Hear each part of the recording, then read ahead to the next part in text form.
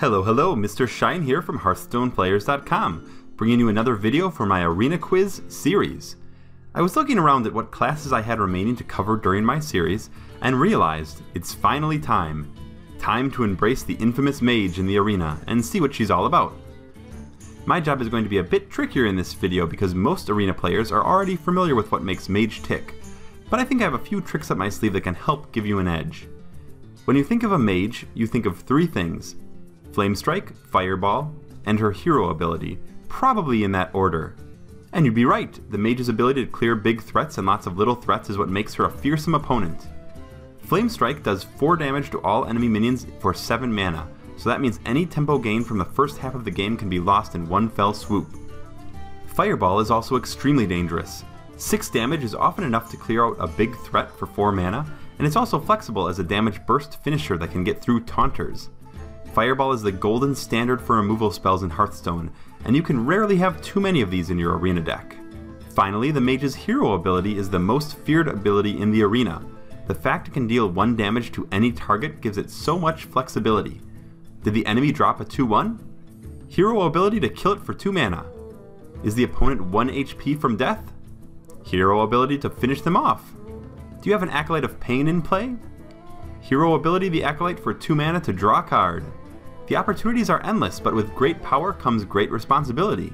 Use the hero ability too often in the early game and you'll find yourself behind in tempo, since 2 mana each turn saps quite a bit from your resources.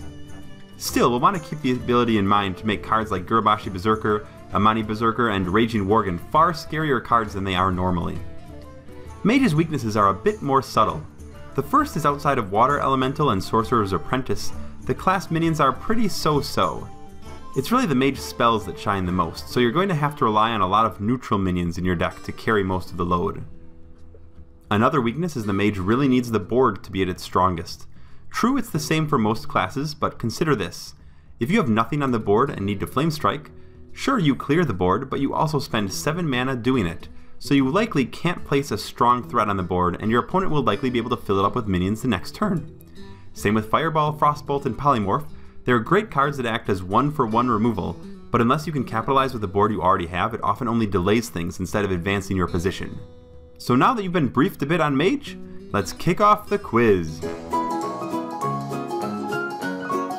Defender of Argus is the clear choice, with stats similar to Yeti if you can hit 2 of your minions with a buff and taunt.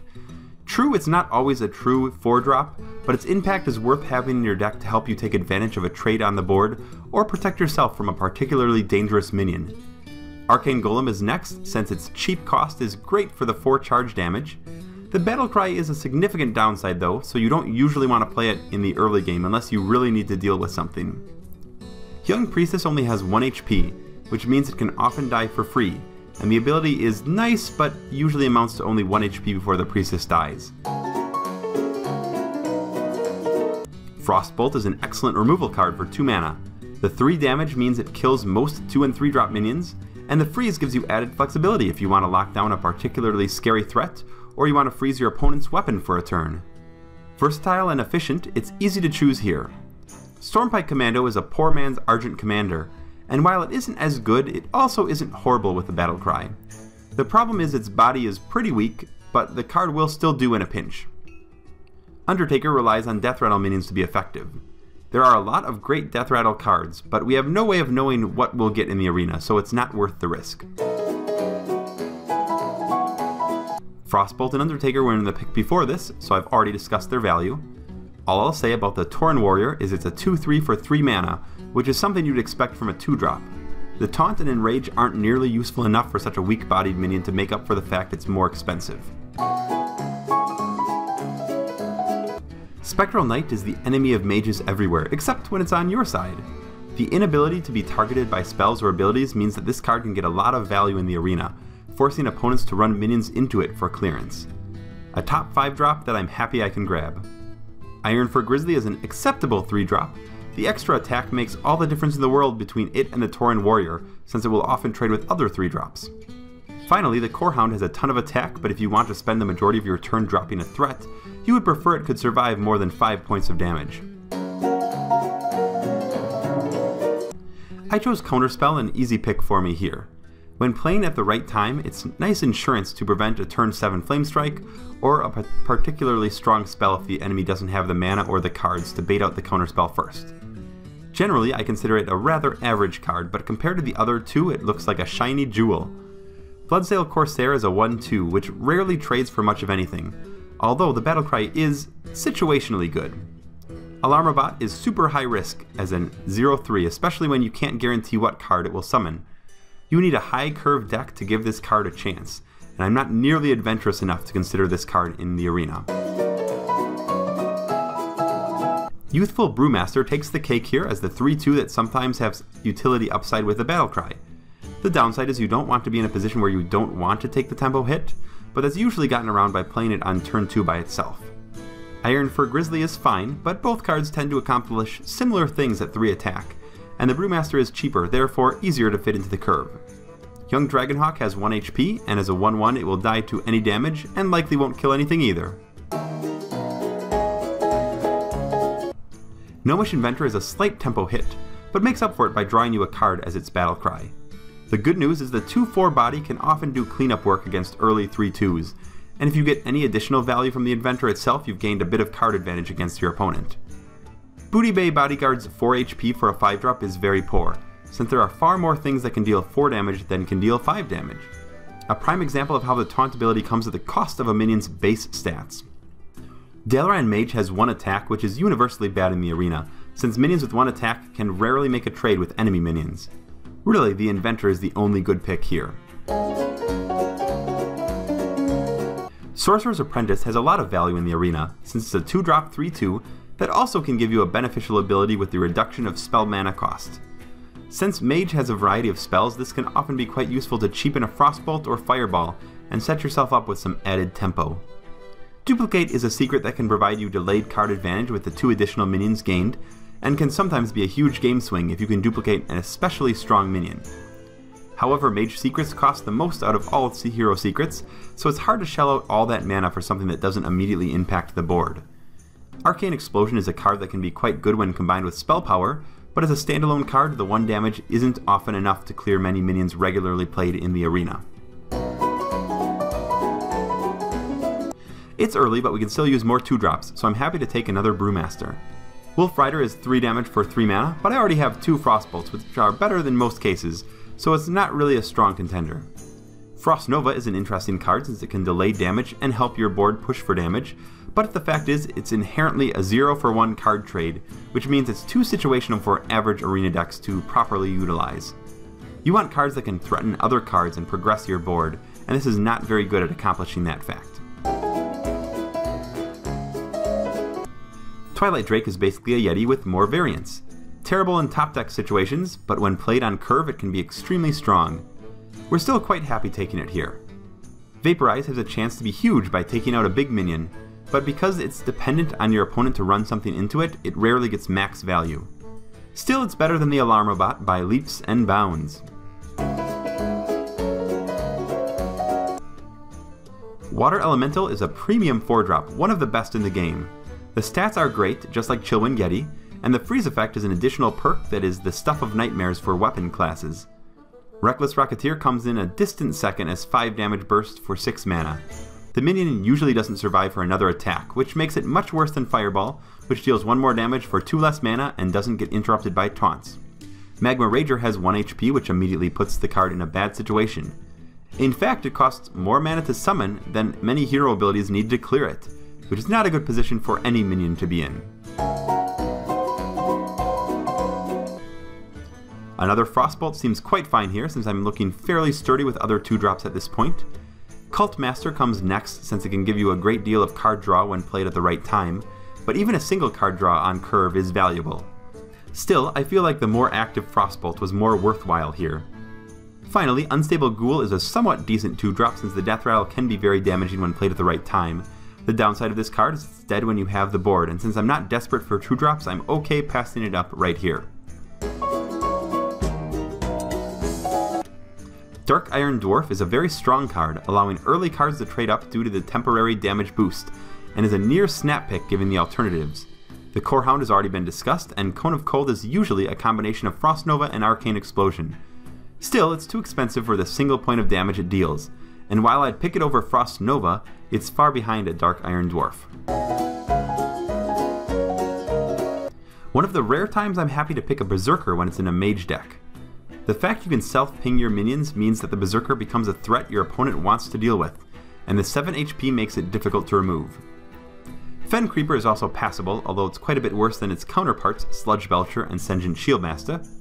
Finally, Thrallmar Farseer's Wind Fury doesn't save it from the fact that it's an expensive 2/3. I don't have many ways to buff the Farseer either, so it's unlikely to achieve the dream like how it can sometimes in a Paladin deck. Not today, Farseer. Scarlet Crusader is excellent because the Divine Shield makes it difficult to deal with efficiently.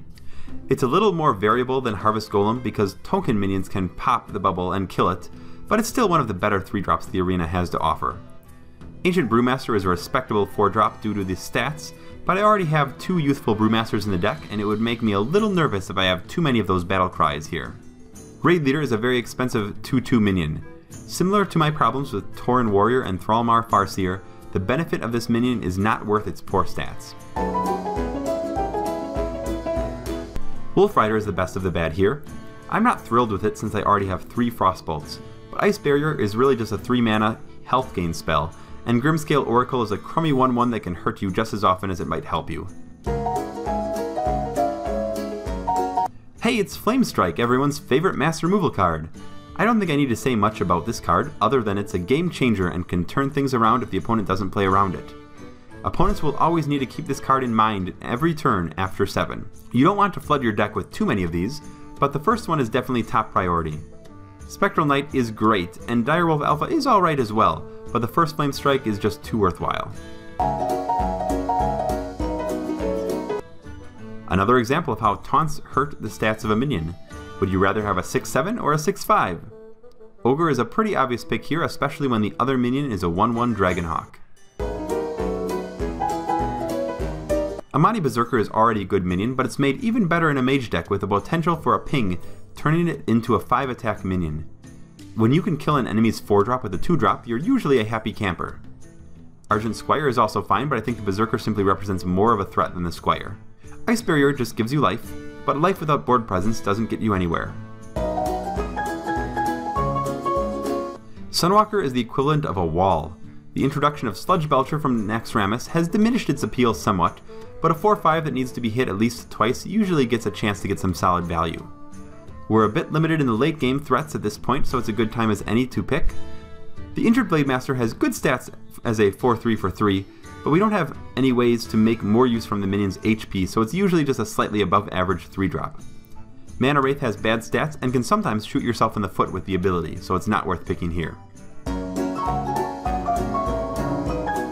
Frostwolf Warlord is a strong 5-drop minion because it will very often be at least a 5/5 on curve if you're not completely behind, and if you can wait for an optimal time to drop it, you can get a ton of value for something that costs 5.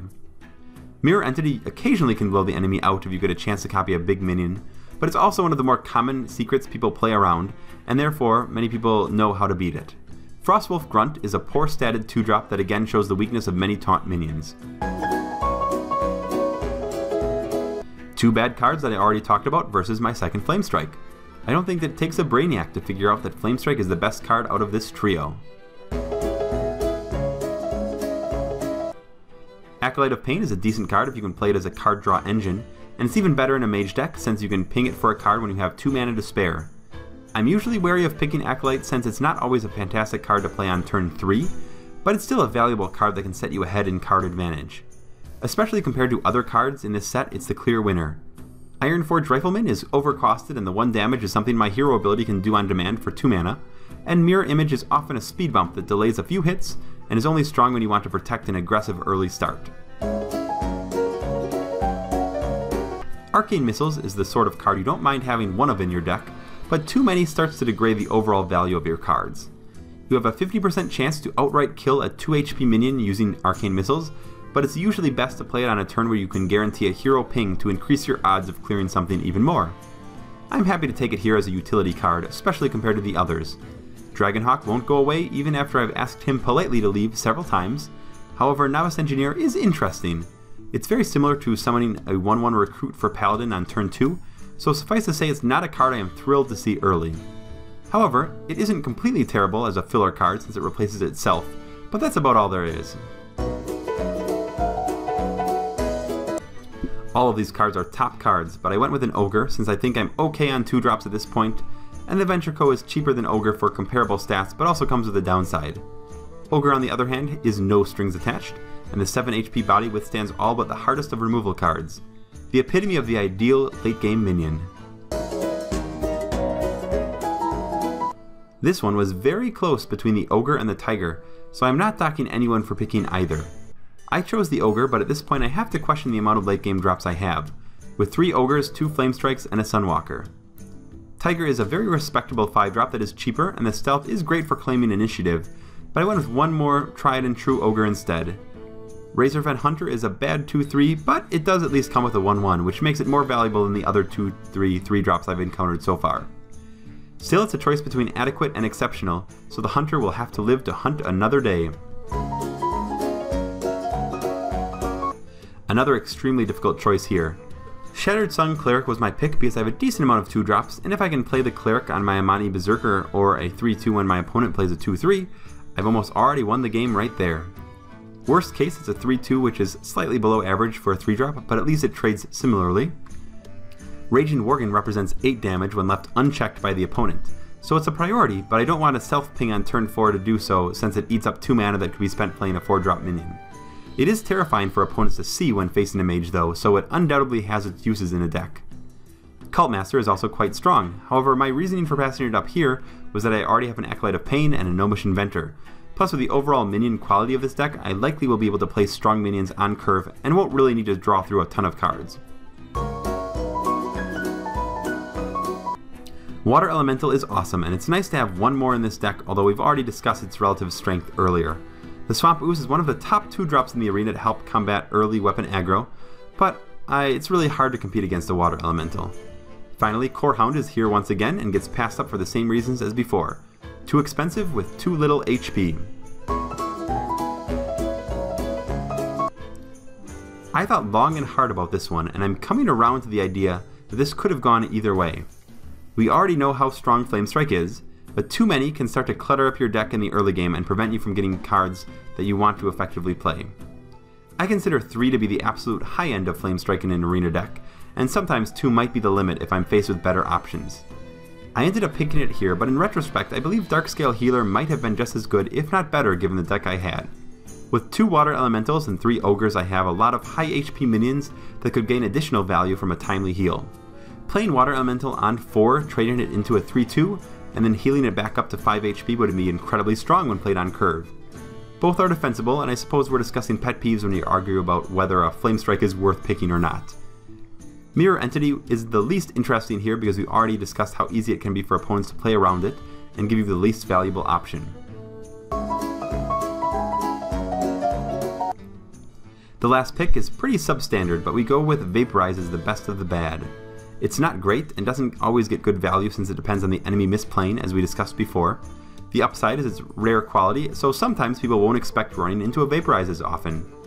Ancient Mage is a pretty lousy 4-drop due to the poor stats, and needs a board to get value from the battle cry. Then you need spells in hand and mana to use them to make use of the spell power on that turn to avoid the opponent removing the benefit gained. Because that series of events ruled out a high-cost spell like Flame Strike from being played on the same turn, it falls to my 3 Frostbolts to get value out of this card. True, the sound of a 5 damage Frostbolt makes me tingle with delight, however there are too many pieces that need to come in place at the same time for this to be practical, so I opt for Vaporize, which I believe is the safer pick. Ancient Watcher coming at pick 30 is the best time to arrive in an arena deck, since I know how many activators the deck will have. And in this case I have exactly 1, with my Defender of Argus giving it a chance to receive Taunt. 1 card in the deck is not worth gambling on the Ancient Watcher here. Besides, even if I can taunt it up, it isn't able to attack, so it's not going to put pressure on the enemy. A very bad decision if chosen as our last card. So this concludes our Mage draft for the video. Let's take a step back and look at this deck. Or should I say, let's step back and admire this masterpiece. Look at the sheer value of it, the quality. It glistens with Frostbolts and Water Elementals. The trio of Ogres sets up the late game. If we're ever in danger, we can just Flame Strike. And then we can Flame Strike again, and once more, for good measure. The minion quality is high and the curve isn't too disastrous. The biggest weakness I can see is it appears to be a bit top heavy, and I actually don't have too many playable 2-drops now that I look back at it. Having said that, Frostbolt often acts as a 2-drop since it can pretty much remove any 2-drop and many opposing 3-drops. My thinking is I can delay in the early game with a strong removal if I don't have a minion to drop, and once turn 4 comes around I have a variety of strong options that can continue pulling out excellent mid-game threats, until turn 6 where I almost certainly will have an Ogre, and turn 7 where I'll almost certainly have a Flame Strike. Nothing can go wrong, right? Right, everyone? I guess you'll have to tune in next week to find out, but in the meantime compare your draft results to my scoreboard and see how you did. What do you think about this draft? Is it as good as I think it is, or do you think my early game gamble will get me in trouble? If you enjoyed this video and want to see more like it, be sure to subscribe to Hearthstone Player's YouTube channel, which boasts a wide variety of Hearthstone content. Or take a look at my personal YouTube channel if you want to see different games and formats. As always, I've been MrShine, and I'll see you next time!